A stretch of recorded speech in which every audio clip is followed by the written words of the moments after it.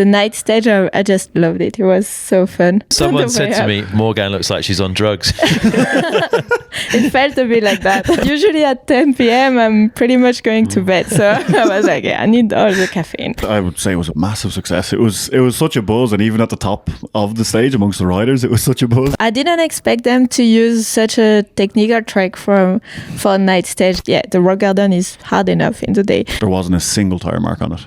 So it was perfect. Proper legitimate loamer.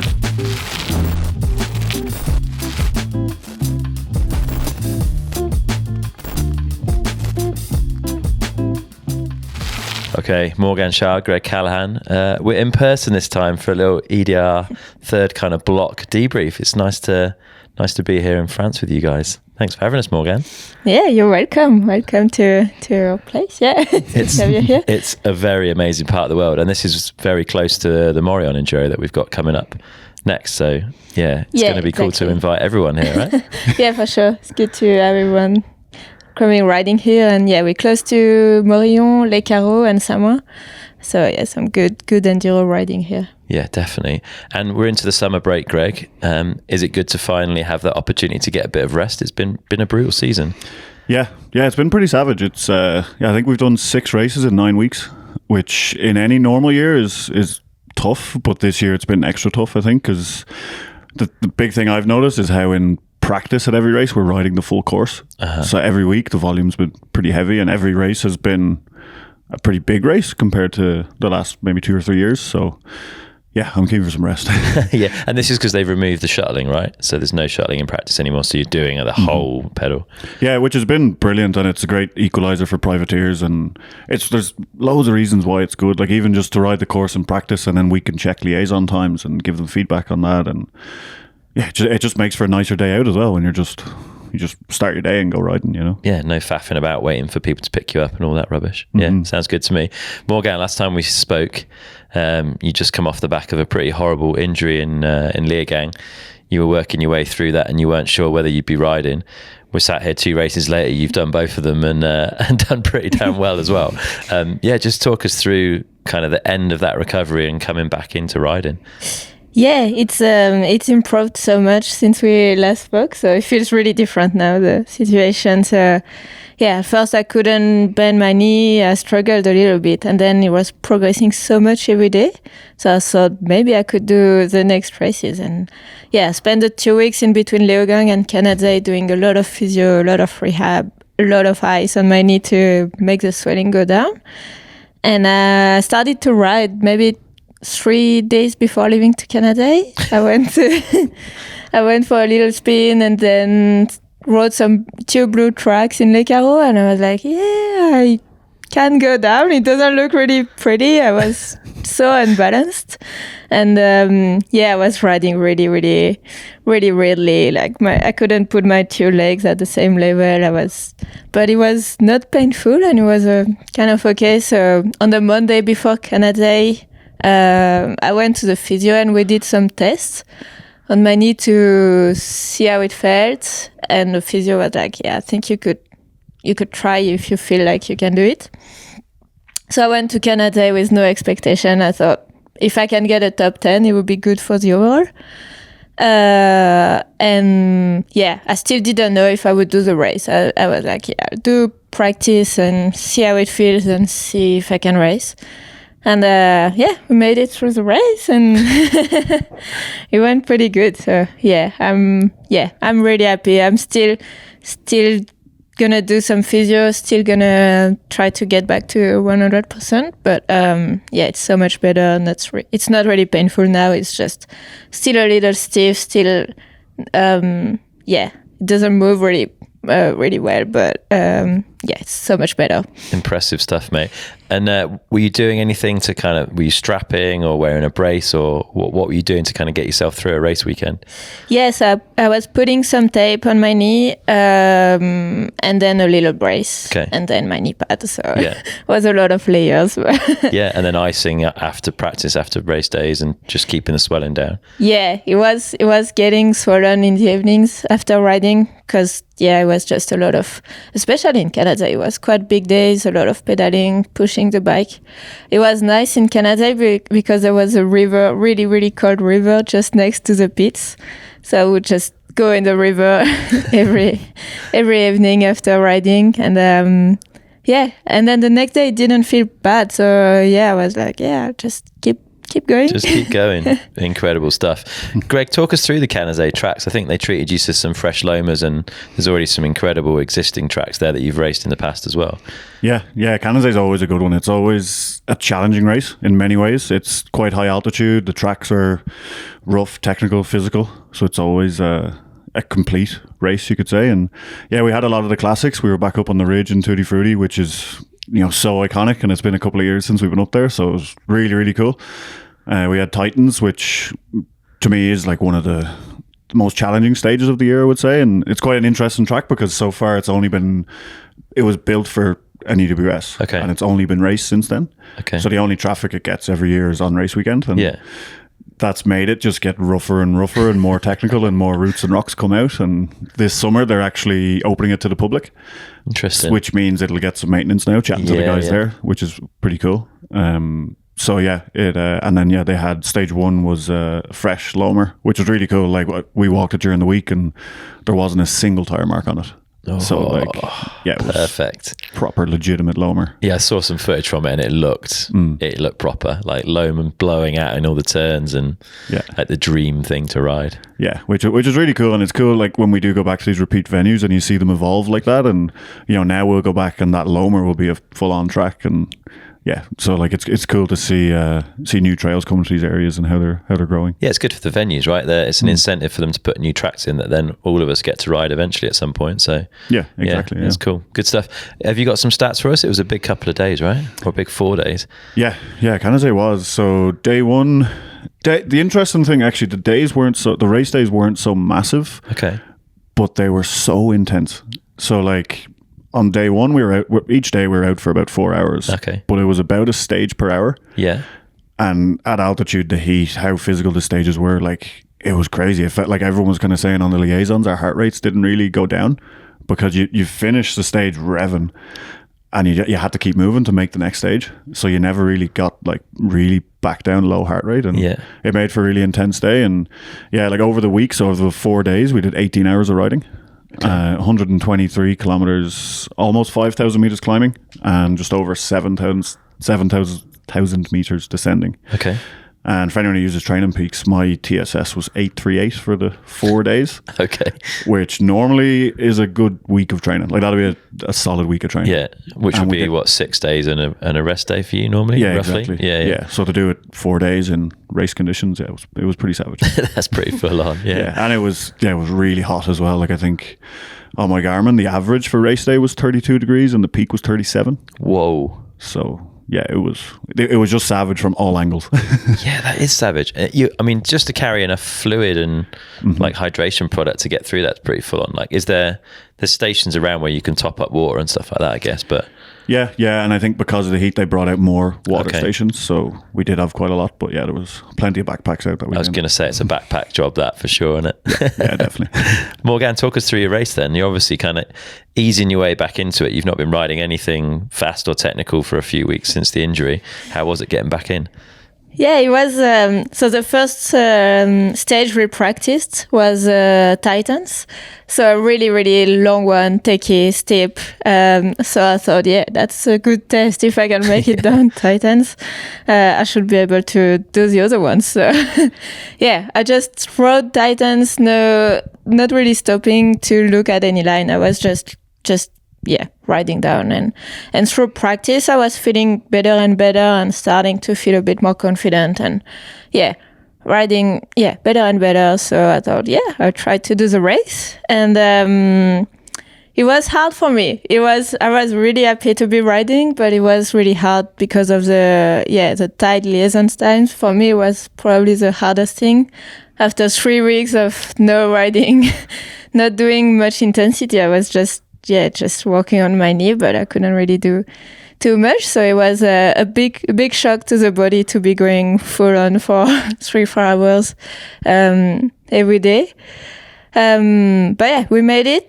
the stages were really physical as well because of the altitude, because of the heat. So I had just a pretty smooth race. I didn't do amazing results, but I didn't have any really bad stages as well. So it was kind of, pretty good. I was in fourth, I think, after day one already. And I was really, really happy with that because it was, way better than I expected, to be honest. So it was really good. And then day two was honestly one of my hardest race. I was just trying to push in the stages, but I could feel my body being just so ready to quit. But I was like, just keep going. And made it in fourth in the end. So really, really happy with that. And I was just so happy to be on the bike again and to start to feel good again. So really cool. Good on you. And is it right to say that if you take a break from training, it's the intensity like that, the turbo on the engine that kind of goes first? You've still got your ability to, like the diesel engine's still there, you can still chug away and get around, but your top end sort of starts to go away a bit. Yeah, exactly. I think the endurance, it takes a lot of time to lose it and you can just keep going. But to be pushing and doing so many full like max intensity efforts, it gets really hard and it's hard to recover when it's like this after the day because you just go in so much, you take so much of your energy and then the next day you're already tired and then you have to keep going and brutal. But just happy I made it. I was really relieved to cross the finish line. I bet you were glad to see that one. Greg, talk us through your race. How was Callaghan for you? Yeah, it was up and down, really. It was tough, as I think it was tough for everyone. And it was, I don't know, I struggled to recover from Lowdown, and the couple of week break we had, I was kind of feeling like, I'm recovered, I can go back into training and I'll do a day of training and then it would set me back. And I just never got like fully freshened up again. So started race day and I already felt quite tired and was like, this is not so good. But then dropped into stage one, and it's funny, like I was chatting to Jesse about this, like usually when you drop into a stage and you do a couple of corners, you kind of know how your day's going to be. Okay. And I did the first few corners and was like, I actually feel pretty good. And then the first couple of stages I think I was 7th and 9th and pretty solid. And then just didn't ride super well on stage 3, so I lost a little bit of time and dropped back to 12th overall, but times were really tight. So I was like optimistic for day 2, like, like I can probably get like top 5 is well within reach. And then day 2, I was toast, completely toast. Struggled the first stage. Didn't ride super well, but struggled with energy. And then just from then on, just really had like a downward slope of, I think now was some sort of heat stroke or heat exhaustion. Okay. Just through the day, I was kind of, couldn't really like eat or drink without wanting to get sick, and my head was spinning, and you're kind of trying to force stuff in. So it really just became survival, which was it's unfortunate because we don't get so many opportunities of races, so it's hard to see one slip away like that. But so I ended up 15th, which, considering how bad it felt, like getting up to stage 6, like that was a mission for me. So to still come away with a decent result and decent points, like I have to be happy with that. Yeah, that's pretty good. When you say recovery, is that something that is a feeling? Is it something you're measuring? Like how are you quantifying that? Yeah, I measure it. So like I wear the Garmin watch all the time. Yeah. So I'd be going off HRV would be the main one I would look at. Yeah, heart rate variability. Yeah. Yeah, exactly. And so if that's dipping and you can't bring it back up to your sort of normal expected rate, you're aware that you're getting a bit buried. Yeah, and then it's so tricky when you have a 2-week window. Like it's enough time to recover, but you also want to try and move forward in that time. Yeah. So you get like 2 days of good HRV and you're like, I'm sweet, I'm good to go. And then you'll do a day of training, and then the next day it'll like, if it takes a big dip, you're like, no, I'm not good to go. Whereas if it takes a bit of a fluctuation, that's expected. Yeah. But I was just getting those bigger fluctuations, which kind of meant like, you're ready for one day, but you're not ready for a lot of load. Something's going on here. Fair play. Morgane, let's talk a little bit about the other women. Were you surprised to see Ella not leading the race after the first day? Yes and no. It was super tight between the first 3 girls. they were separated, but once again after day one, after I think 15 minutes of riding, so it's insane. It's so impressive, and so it was Nadine Ele Costa leading, and then I think it was Simona was second and Ella was third, but all like same time pretty much. So it's like you didn't race the first day. Like the race started on the second day for them. Yeah, it was really cool. We talked about Simona and Nadine quite a lot already, and they're finding the speed, they're pushing, and they're getting faster and faster and learning the racecraft. And now you can see they're really strong, and every stage they're doing amazing. So I was surprised and also not surprised. But I think after on day 2, Ella, she found the right mindset and she pushed really hard. Yeah. And then she made some big gaps on some of the stages. And she took the lead on day 2. Yeah, impressive stuff from Ella. And Winnie was riding through illness, I think. She decided to pull out after day 1. I think she got through it, but had a mechanical that would have cost her like a time penalty. What are the time penalties? Are they a significant amount of time? Yeah, I think it's, I believe it's 3 minutes if you change a wheel. Okay. 5? It's 3, yeah. It's not really worth it. I think Winnie, she did some big mountain missions the days before or in between Lowdown and Val di Fassa, and I think she drank some water from a stream that wasn't really good. Okay. And then she was just really, really sick, and she couldn't eat for a few days. So she was really weak. I think she lost maybe like a few kilos, like I would say like 4 or 5 kilos, she said. But so she was really weak, but she was pushing. She wanted to race, and she did day 1. And honestly, it's already super impressive because with no food or anything, it's super tough days. But then with the mechanical and the time penalty, I think it was a smart decision to just recover and be fit for that field, which was just a week after. So smart move. And Ellie Hoskin was back. We saw her take that win earlier in the season, and then she's managed to kind of get back over for this block of racing as well. Result not quite as punchy as we saw from last time, but it's good to have Ellie back in the pack.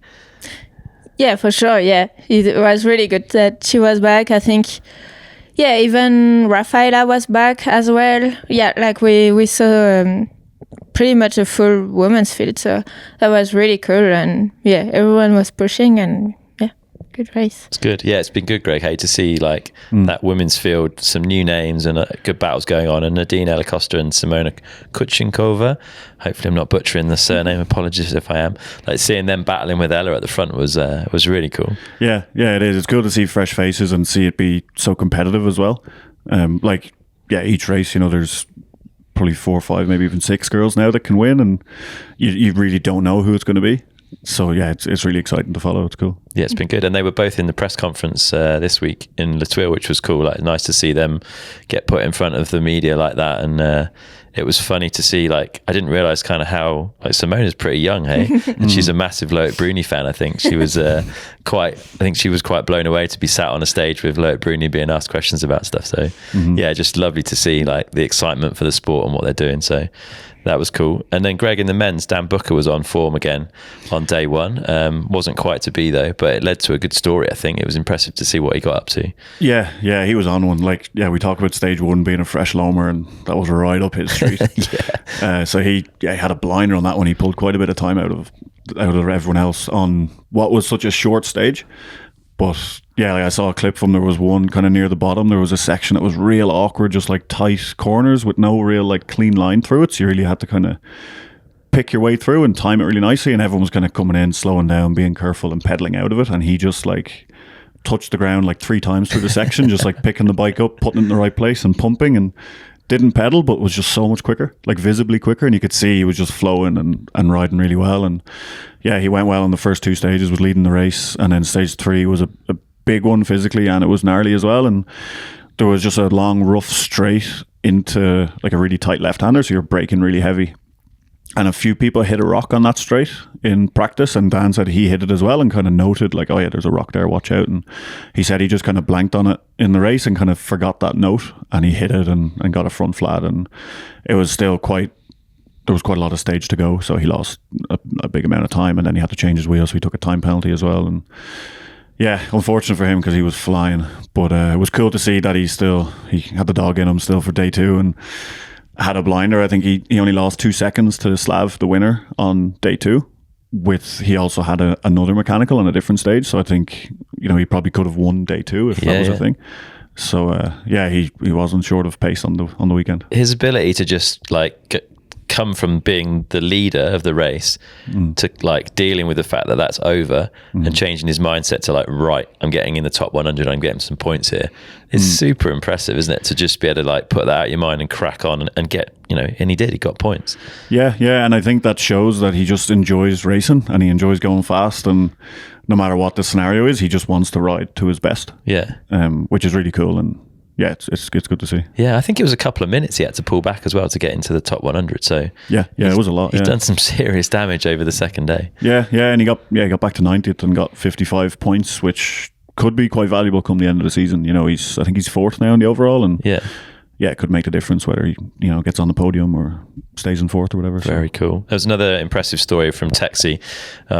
I think it was day 2 he got the injury, but I spoke to him over this weekend, and he said he was on the phone to his surgeon on one of the liaisons on a Sunday, like trying to find out, like, I've hit my shoulder here, and the surgeon was like, yeah, press here, check this, and he's like, okay, it's not your collarbone, I think you're fine, like you're not going to do any more damage, like crack on. And I think it was pretty painful, but he rode through it and got it done. Yeah, it was mad. I was with him a little bit on day 2, and he we just done stage 5, and he was saying how it was really sore, and he was just trying to ride, and he can't pull up. And I was like, oh, you were like in the top 30 on that stage, you're doing okay? And he's like, yeah, it's okay. And like, I spoke to my surgeon a while ago, and he said it's this, that, and the other. And I was just like, what?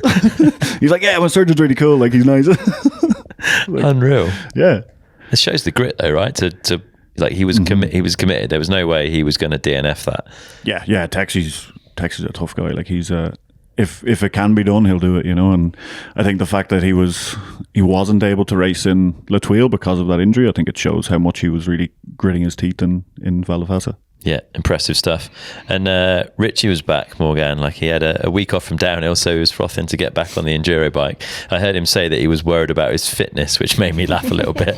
If anyone's not got to worry about fitness, it feels like it should be Richie. Yeah, for sure. I think he's been training for downhill, which is like, yeah, fair enough. It's a bit different training. It's more intensity and shorter. But yeah, I think he's got a good base. So it was fine, obviously. Yeah, it was cool to see him back. It's a lot of races for him to do the downhill and then to add an enduro race in between. But yeah, he seems stoked to be back on some enduro, and yeah, with an awesome result as well. So yeah, battling for the win. He got second in the end. So yeah, really impressive. Yeah, and a flat on stage 6 for him, which probably would have seen him even further or closer to Slav had that not have been the case. And Charlie Murray, I think, also flatted on that stage. So yeah, not a great one for Charlie, but I think you could see that his pace has been building back up to where we expect to see him. Yeah, Charlie and Jesse, I guess, for their standards, they maybe had a slower start to the season, but their form's really coming good now. And yeah, the last 3 races they've both been flying. Yeah, it was interesting that stage 6 took quite a few prisoners. Which is it's a really interesting thing with these 2-day races, or 4-day races really, when you include practice, is how fatigue has an effect. And that it was a rough and gnarly stage, but I think when you're carrying a bit of fatigue, you're not quite as precise or supple maybe. And yeah, there was a lot of punctures. And yeah, it was, I think Val di Fassa was a great example of how the 2-day racing can change so much, because between day 1 and day 2 the results flipped quite a lot. So yeah, it was an exciting one. It's always interesting when you get to the bottom of a stage and there's just bikes upside down and bodies everywhere, and it's like, oh no, boys. Especially with tight liaisons, right? There's not a lot of time to be fixing flats and getting back up. Yeah, and actually after that stage 6, the liaison back down to the paddock was off-road, down a trail, and then we had no dedicated time in the pits, but you could go into the pits. Okay. And Richie came past us on the descent with the puncture, just being Richie, just sending it really. And he came past a few of us, and we were like, your wheel, man, take it easy. But he got back, and the 2 of them fixed it, and then I think they had to put in a pretty big shift to get up to stage 7 in time. Yeah, I bet. So yeah. Impressive. And Jesse Melamed had a bit of a scrappy day 1, I think, by his own standards. Finished that day in 9th, but and with a ball smash along the way, I think. It's his second one of the season, and but moved up to 3rd on day 2. the pace is there, and when he puts it together, he's very, very dangerous. Yeah, absolutely. I think on day one he had a few crashes, and it was kind of old Jesse a little bit, where he's riding on the edge and having some crashes, but it's still quite fast because he's going fast before he crashes. And he had a good stage on stage 3. So stage 3 was the main stage of day one. It was the biggest, and he had a good stage. He was 6th on that stage, but he was pretty unhappy at the finish, and he was riding behind me, so I was stopped at the finish line, and he came blowing by me all angry and flustered, and then he started riding straight back to the pits, but we had to go check out back at the rollout. So I had to shout down the road come back. And he was just like, oh thanks, I was fully just going to go into my pit and sulk and forget about that. And on Sunday he had a really good day. He was actually the fastest on day 2, so he pulled back from 9th to 3rd, which was really good shift, and kind of, I think he said he felt like himself again. He was riding well but not crashing and keeping it clean, and I think he was pretty happy with his performance overall. Yeah, and another rider with the tuned mass damper from Impact in the steer tube. I spoke to him, and he's super keen on it. He said he's keeping it in for the season, so it's interesting to see some of this technology kind of creeping in. Yeah, he's ran it all season. I've kind of taken mine on and off, and he's liking it. He reckoned it was giving him more front end grip and less fatigue, I think, so interesting to hear. Slavomir, Mr. Consistent this season, hey? Whatever we do, wherever we go, he just seems to be able to make it work. I think the past years, Slav has been known as a machine on the pedals, and when there's a physical stage, he was a danger man, and that was definitely his strong suit, and now he's made everything his strength. It's so impressive. He hasn't been out of the top 3 this season. That's mad. Considering before the season he hadn't even had a win, and now he's racked up 3. It's so impressive, and he's been so consistent, and you really just can't fault him this year. Yeah, he's an impressive guy. And then a couple of new names in the top 5: Tristan Botterham and Joe Millington. Do we know much about those 2 guys? Yeah. Tristan's been having a good year. I think he's been in around the top 15 at most of the races, and I think he was quite familiar with the trails in Canazei, so he went well there, and he was feeling good, which was good. And I think same for Joe. Joe's been really good this season. He's a first year elite, and he's been flying. And again, he was obviously feeling good at that one to put it in the top 5. It's impressive. Yeah, because we have seen some new names in the men's, but maybe not as many as it feels in the women's. So it's cool to see another couple of guys sticking it inside the top 5. It's good to see. And not much time to change gears and get over to the Thuile. And there's lots of people, I think, this week feeling pretty tired, run down. It's a hard season to manage your recovery, eh? Yeah, for sure. It was still not just a few days between the 2 races, and you can feel the tiredness from all the races, the traveling, and also because Canada was such a hard race. I think the few days in between was pretty tough. I didn't do much. I drove back home on the Monday, but it's only supposed to be 6.5 hours, but then a lot of traffic, so it took all day pretty much. And then the Tuesday I couldn't do anything. I went for a little spin in the evening, did a few laps on Wednesday morning in Samoa, and then I drove to La Thuile in the evening. But it was just about recovering, trying to get some energy back. And it was even mentally I was just really, really fatigued. I think the 2 weeks in between Lowdown and Val di Fassa, trying to recover from the injury, I was so focused on that it kind of took a lot of mental space. And I got to La Thuile, I was like, wow, I'm glad it's only 2 days, because it would be hard to do a full 4 days of 2 days of practice, 2 days of races again. Yeah, definitely. What does recovery look like? Are you feet up, trying to get a load of sleep in? Or are you doing particular things with nutrition, with light exercise? What's the kind of, I guess, the tips and techniques for good recovery? Yeah, for me, it's a lot about sleeping, getting a lot of deep sleep. Even I don't really do naps usually, but at that point you just have to take everything. So get some naps. Try to eat really well. Try to eat enough as well, because you burn so many calories during a race week that you just have to eat a lot. I was so thirsty after Canada for a few days. I tried to drink a lot in Canada and with electrolytes and everything, but I think because it was so hot, we were sweating so much that, just my body was like always thirsty. So that, and then go for little walks, little spins, but just really easy, but just keep the body moving. A lot of stretching. Ice on the on the leg, ice baths, and then just try to just your mind as well. Just don't put too much on your mind keep it simple for a few days. Just keep it simple and just read some books and just try. Same for you, Greg. You turned up with 2 very big bags of croissants this morning, so you're clearly in the calorie deficit mode. yeah, exactly. For me, like, recovery is all about being horizontal, really. Okay. I think it's the old rule of if you're standing, you should be sitting, and if you're sitting, you should be lying down. Yeah. That's kind of my go-to.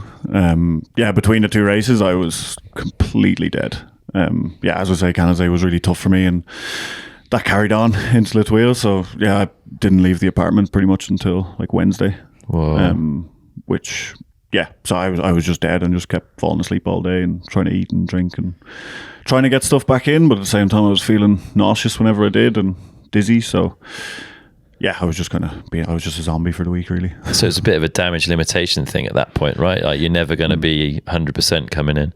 Yeah, I knew that. I kind of knew that, and I hope that, it being longer stages and everyone being a bit tired, that it was maybe a race that would suit just being smooth and smart. But everyone's going too fast for that these days. We'll talk about that in a bit. Morgane, take us through the trails here, because you had some mega long stages and then a little punchy night stage at the end of it all. Yeah, exactly. So we had only 4 stages, but 3 of them were really, really long ones. Stage 1 was a bit of everything. It was really pedally at the start. I think it was 650 meters down. So not the longest one, but a bit of everything, like really pedally, and then you had a gully with some tight corners, quite technical, and then it was a lot of really fast section where it felt like you could go so fast, but it was really scary as well. It was a lot of rocks, a lot of roots ready to take you out, and then some flat corners at the end, just a really good mix of everything. The terrain there is really, really natural. They build the trails, but they just they stay really, really natural. It felt more like a hiking path than a bike trail. So that was really cool. And then the liaison to stage 2 was quite long. The good thing this week was that we had a lot of time to do the liaison. So that was a really, really welcome change from the week before. I think it took us about 2 hours to go up to stage 2, and we had 3 hours in total to do stage 1 and go to stage 2, and Okay. So that was nice. The liaison was a little bit on the road, and then just a trail up with some amazing views, really massive waterfall, big mountains, a nice lake. So it was just so nice to be able to take a little bit of time to go up and enjoy it, and not just push really hard in the liaison. And stage 2 was 900 meters down. That's huge. Yeah, a huge stage, and like one of the most beautiful stages I think we ever raced. Really amazing corner, quite tight, but still like the ground there is really soft, so it's a bit slidey, and the grip is hard, but also it's really funny because it's drifting quite a lot. And when you get confident on it, it's so fun. So really, really long stage 2, not much pedaling, just a lot of riding downhill, and then just at the end there was a long sprint to the finish line. Just what you want. Yeah, just to make it a bit. What was that, like nearly a 20-minute stage or something? It was a long time. I think it was around 10 minutes. Okay. Yeah, even 8 or 9 maybe. Oh, shorter than I thought. Okay. Yeah. I think stage 3 was the longest one. Yeah, exactly. I think general rule of thumb seems to be it's about a minute per 100 meters of elevation. Okay, makes sense. Or a little less depending on the trail, but Yeah. What was stage 3 like then, Greg? Yeah, stage 3 was my favorite. It was because like stage 2 it was sick, but it was hard to get the flow, and stage 3 was quite easy to get the flow. Yeah, because it was kind of more of a built mountain bike trail, and super high speed. Like I think the average speed was really high, and the top section was complete fresh cut on a ridge, and that was pretty natural. They'd built some supports in key places, but it's such like soft, shaly, sandy kind of ground that by the time we raced it, it was hooking. And we all kind of said it like as we were racing it, you were kind of realizing like, oh, I could be going so much faster here than I think I can. But you're up on this exposed ridge and there's all rocks around, so it's quite scary to just completely let it go, you know. But yeah, it was cool. It was really long, really diverse. It was physical. It was fast. It was technical. Yeah, it was a really, really good stage. Yeah, they put on some good stuff. And then the last stage was the very short night stage, which you practiced in the daytime, right? Yeah, we practiced just in the daytime, and then we had the opportunity to do a track walk in the evening, so on the Friday So you could see the lighting. Yeah, see how the lighting was. So yeah, I think that was really good. I didn't expect them to use such a technical track for night stage. I was expecting them to do like a easy, like a few corners, and yeah. It was proper, wasn't it? For a minute stage, it was proper. Yeah, it was a proper one. They built some really steep half cambers at the top, and then it was going through one of the famous rock gardens in Thuile, which we used at the previous races. So yeah, really, really techy, and I was honestly a bit concerned to know how it would ride in the dark, because you don't really want to. Yeah, the rock garden is hard enough in the day, but actually the lights were amazing, and yeah, when I did the track walk in the evening, I thought, yeah, that's amazing, because it felt like it was in the daytime, honestly, and yeah, there was no light issue, no shadows, no nothing. So yeah, it was amazing. It was an impressive job. Greg, talk us through your race then, because like you said, you came into this definitely not feeling fresh. Yeah, I knew I was going to be up against it. So as you say, it was damage limitation, and yeah, stage one, I rode kind of okay, clean, but yeah, no energy, no punch. And I was kind of like, right, let's do the first one and see where I stack up. And you hope that, oh no, I'm just smooth and clean and that's good. But I got down and checked the times and it was 35th. And I was like, oh, okay, that's where we're at.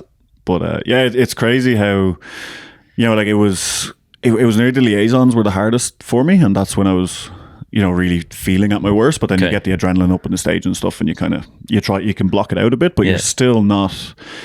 You're not so sharp mentally, and you kind of lose confidence because of that. And then like when you need to stand up and sprint, your legs are just like, no, like put your saddle up. You're not doing that. But you still think like you're doing an okay job, but that few percent just puts you so far back the field so quickly, you know? Yeah. So, yeah, like it was definitely a tough race. And yeah, the liaison up to stage 2, that was really, really tough. And yeah, as Morgane said, like thankfully liaison times were loose, and yeah, I was kind of just trudging my way up. I had the sweeper behind me, kind of. Oh, really?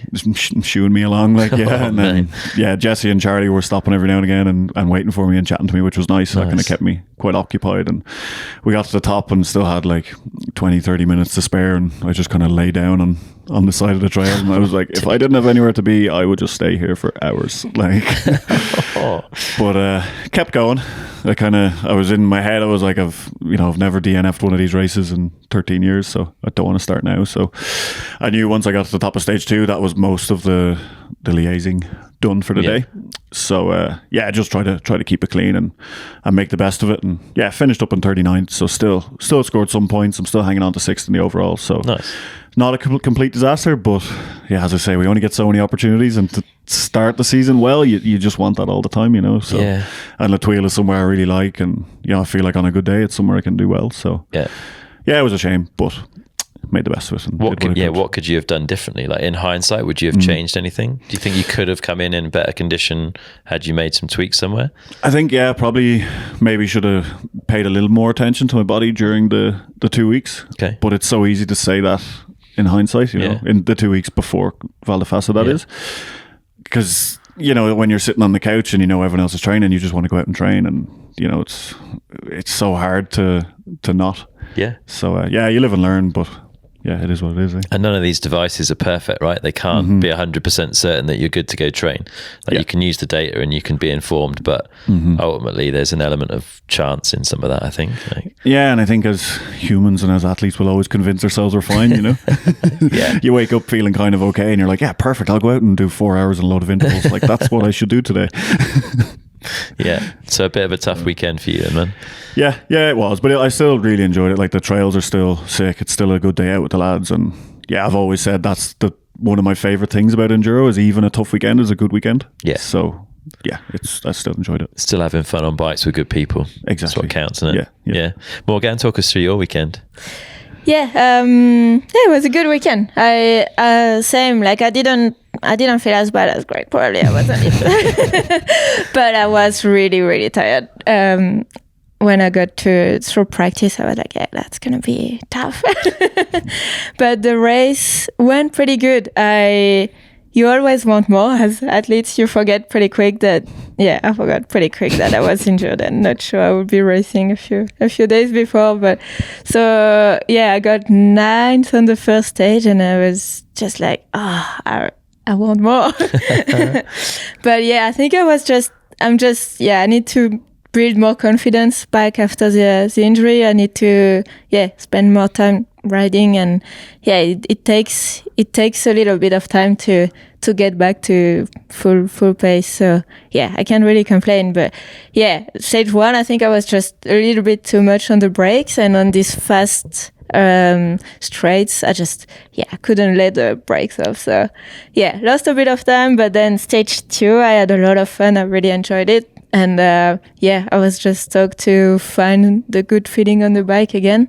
It went really good. Stage 3 was really, really physical. The mid is such a long stage, and the middle you had to pedal so much. So it was hard on the arms at the top, and then hard on the legs in the middle, and then the end was just really fast, really rough. So I did pretty good, and then I was in 5th before the last stage. It was quite tight times. I expected the gaps to be bigger due to the really long 3 first stages, but I was once again back from Winnie, and even at the top it was a big battle between Simona and Ella. They were only 2 seconds apart before the last stage. So I was like, okay, I have to push on the last stage to try to get to 4th, see if I can do it. And the night stage, I just loved it. It was so fun. I got a little coffee from Satellite and Miss Ben Summers before I went up at 9:30. And the caffeine gel as well. And the caffeine gel. Someone said to me, Morgane looks like she's on drugs. It felt a bit like that. Because usually at 10 p.m. I'm pretty much going to bed. So I was like, I need all the caffeine. So I had some gummy caffeine, and I had 3 of them on the way up. I was like buzzing at the start. I think Winnie was even more buzzing than me. She was insane. I don't know what she got before the start, but And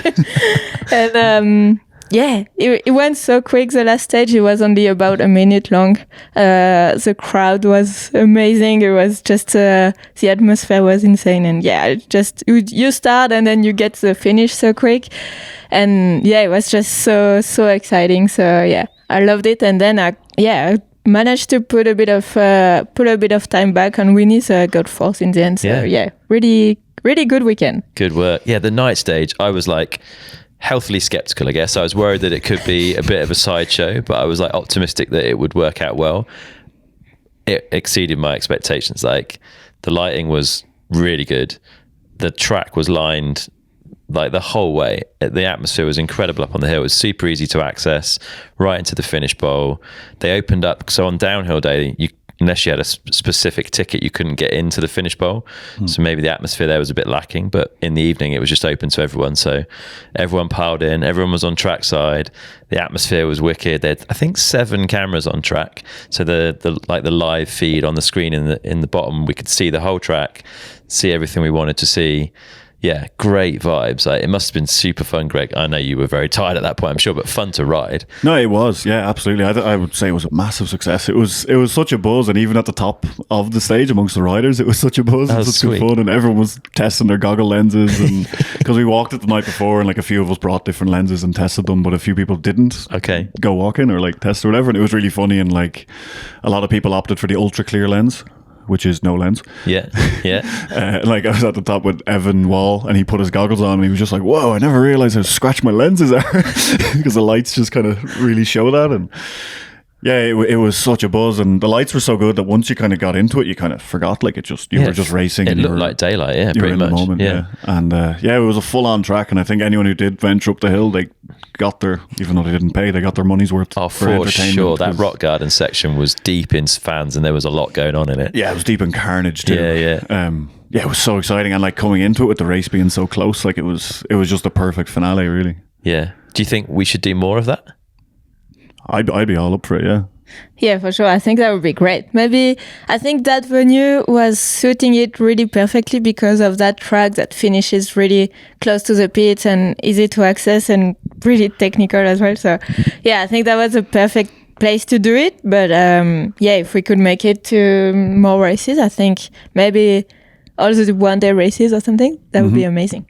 It was great for the fans as well, right? There was a big bar area down there that I think stayed open till like gone 2 in the morning, which is pretty unusual at a bike race, I think, for the main bar to still be going. And just the whole place was full of fans. There was like little street food vendors and just had a really good vibe to it. Yeah, even because the downhill was there as well. There was a lot of the downhillers were watching, and it was really cool. Yeah, I think the non-quali party got extended into the Enduro stage. Just what you need. Perfect. Morgane, Melanie Poujan was back this week. We haven't seen her at an Enduro race this year. Has that been injury-based, like other life decisions? What's been going on with Melanie? Yeah, she took the decision to step away from full-time races this year, at least. I think she might come back. Okay. She was in Pietra at the start of the season, but that was the only one she did this year. She's an amazing rider. She was 2021 EWS overall winner, and she's such a skilled rider. She's really good. She wanted to do other projects this year, so she's doing a course to be a mental coach. Okay. Yeah, and she's doing that. She's doing a lot of bike coaching as well. So yeah, she just had to take a bit of time, do different stuff. And she was back for La Thuile, and actually we talked about it because I was like, yeah, everyone is really, really tired from Canada and you're gonna be really fresh, and that's amazing.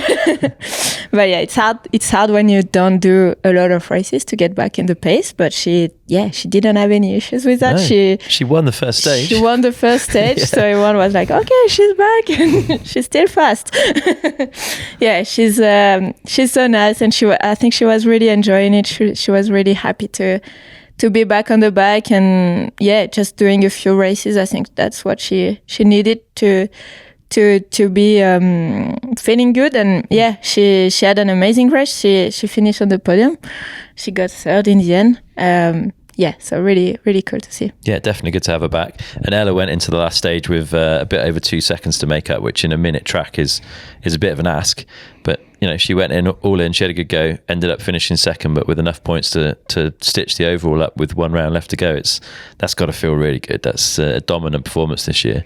Yeah, that's amazing. I think she had to finish in the top 5 to get the overall this week with 1 round to spare. So yeah, she had an amazing season. She was so consistent. I think always on the podium, and winning a lot, 3 races. Yeah. So yeah, she's just riding so strong this weekend. I think, with the overall, like, I think it's good that she just rode a clean last stage. Maybe I'm sure she tried to push it and to go for the win, but I think the main thing was not to have a UG or have any big issue in the rock garden. So yeah, she made it down really smoothly, and it's great. I think now she can go in the summer break really just no stress.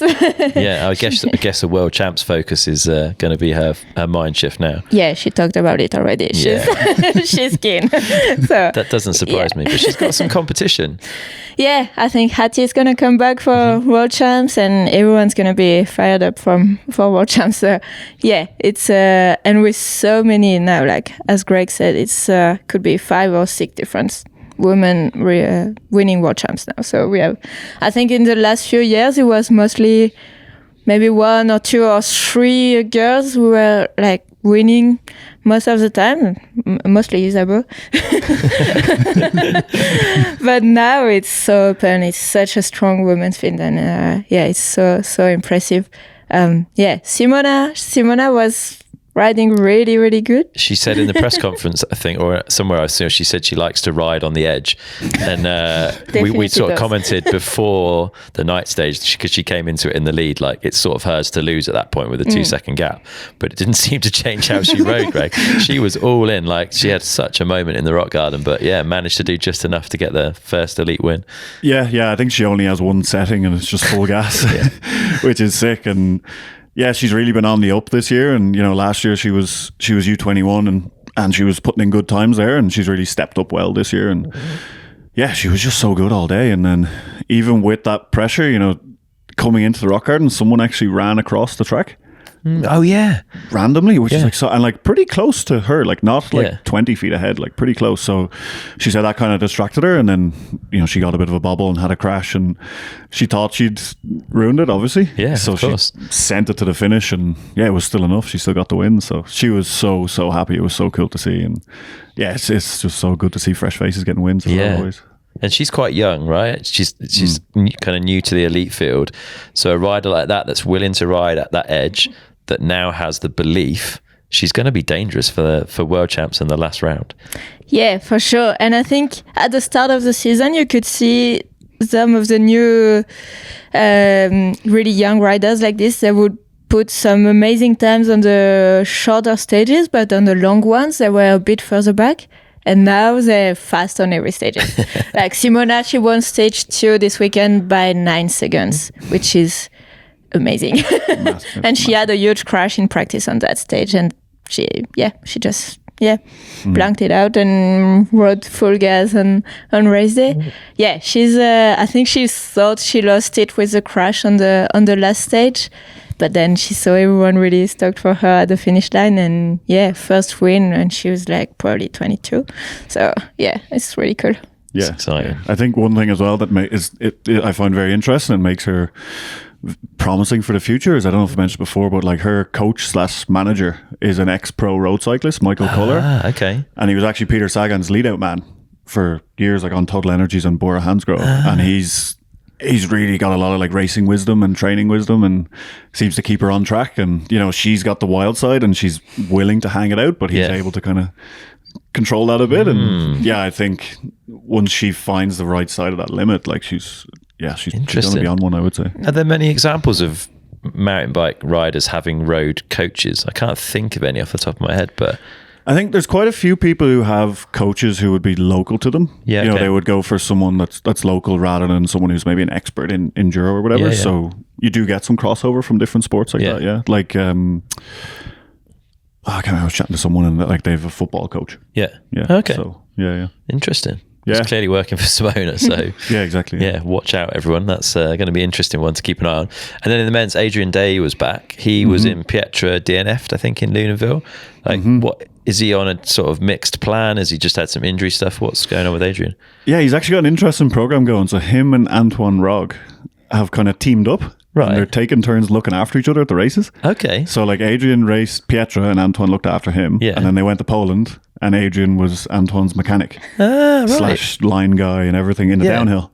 Nice. So they've been kind of rotating, and I think Adrian's kind of choosing his battles, and he's choosing the races that he's excited about, and he knows he could do well on. And I think again, while we were in Canazay killing ourselves, he was freshening up. So I think it stood to him in La Thuile, and he's, as we've seen over the years, like when he wants to go fast and when he's feeling good, he's so fast. So he was back up there again. 4th place, impressive stuff. Dan Booker ended up 5th, won the night stage though, and took that little bit of glory at the end, but still 7.5 back. But you can never count Dan out these days. He's really found a way to be consistent.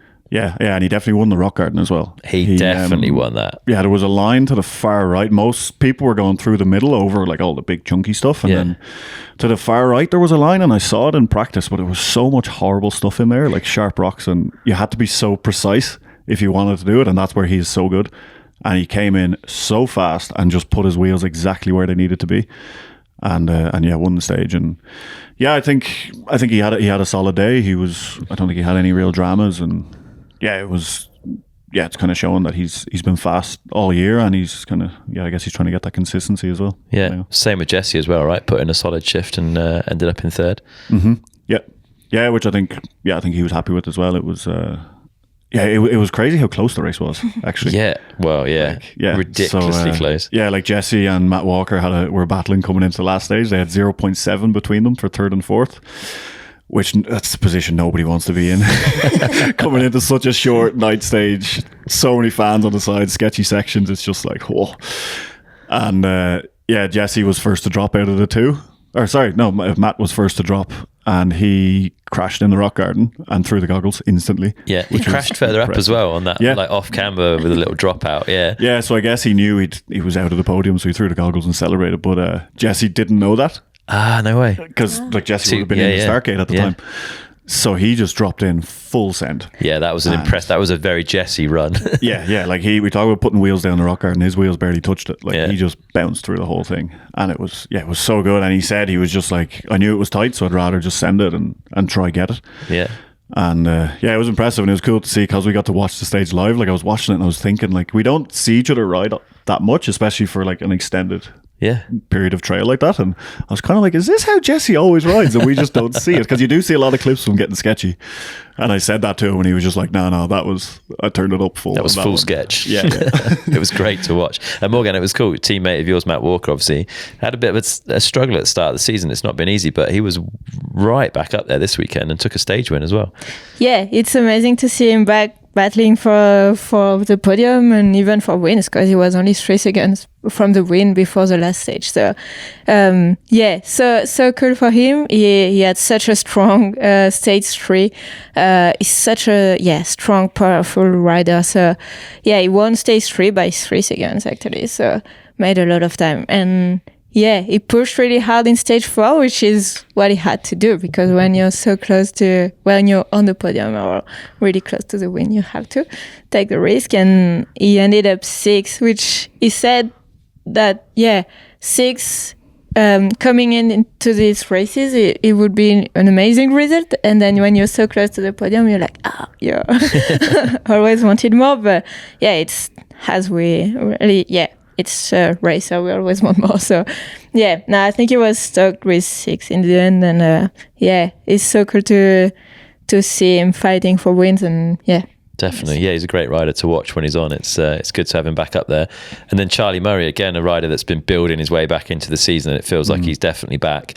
He was in the lead going into the final stage, but by 0.2 of a second. So, again, had no choice but to throw everything at it in that night stage. And it looked like a really good run, but Slav just got the job done again. Yeah, absolutely. Yeah, Charlie had a great day. I think he's definitely at home in the mountains. He likes when it's raw and rugged and long stages like that. And he was on one and fighting for the win. And he had a really good stage, the last stage, and he like, it was mad, the last left-hander, and then it's like a steppy, steep shoot into a right-hander into the finish, and he was like pedaling down the steps, and it was just like, oh my God, that boy is hungry. He wanted it, didn't he? He really wanted it, and he had a great stage. And I was kind of, when Slav dropped in, I was like really interested to see, because he had the overall on the line, and he needed to finish 4th to get the overall, but that was only 3 seconds behind him, so like, it wasn't a given. So I was kind of like, I guess he'll play it safe and think of the overall, and he went full send as well.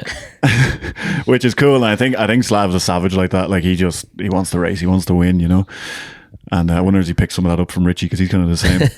And Slav got the win by, I think, so after stage 2, those two were separated by 0.007, which is crazy, because we've done 2 long, gnarly, savage stages, and they may as well have been on the same bike. Yeah, that's basically the same time. Yeah, it's nuts. And then they ended up, so Slav won it by 0.05. Yeah, which is like crazy. Like on a day that I would have expected the times to be pretty blown wide open, because so much can happen, so many mechanicals and crashes and fatigue and everything for it being, the end of such a big block of racing. So like, the fact the margins were so tight was just crazy. Charlie looked like he couldn't quite believe it when he finished. It was like, there was a bit of a disbelief kind of vibe about him.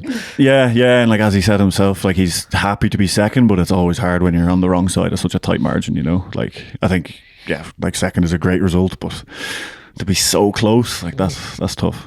He's got one more round to get it done and a world champs to play with, so I'm sure we'll see more from Charlie. And William Brady, we've talked about a little bit on here, one of the fastest window cleaners in the world, and he was on one again, had that huge crash in the rock garden. I hope he's all right after that. But yeah, I know we keep going back to the rock gardens. This was the only section, but there was just so much carnage.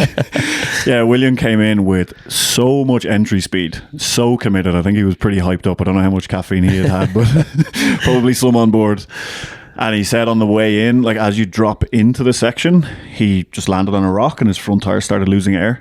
And then kind of in the main part of the rock garden, there's two lines, either left or right, of a pretty nasty rock. And it's hard to see that rock. And it looked like he kind of went in the middle of the two lines and the front wheel just hit that rock and the bike stopped and he went fully out the front door. Yeah. And he got back up and he rode down and he was kind of, you could see he was limping and it looked like he might have been hurt, but it was actually because he had a front puncture. Okay. So he said afterwards his wrist was quite sore and he would probably get it checked out, but hopefully it's okay because, yeah, he's having a brilliant season. So it'd be a shame to see that kind of get. Yeah, hopefully he's got a few weeks at least, so chance to recover a little bit. And Elliot Jameson took a stage win on stage 2. I think that's a first stage win for him. I'm not sure, but yeah, he had a second on a stage in Val di Fassa, so he's been on a heater the last 2 weeks. Yeah, and I think he really wanted that to be a stage win of Val di Fassa because he was watching the stage times. It was on the last stage, and yeah, to win on stage 2 was cool. Like that's a proper stage. Yeah, Elliot's a legend. He's the most positive man in the world, and he just loves it when it gets tough. I think he loves it even more. And yeah, he's been flying. And yeah, it was a really good 2 races from him. Yeah, good stuff. And then in the women's, Delia de Moncongo, is that right? Took the night stage win. It's good to see her at the top of the time sheets. Yeah, for sure. She had a great day because even I think on stage 1 she was really good. And yeah, she's also one of these really young racers pushing the limit. And that stage, it was such a short one and you had to be like pushing the limits. So yeah, good stage win for her. Yeah. So night stages are a good thing, we're saying?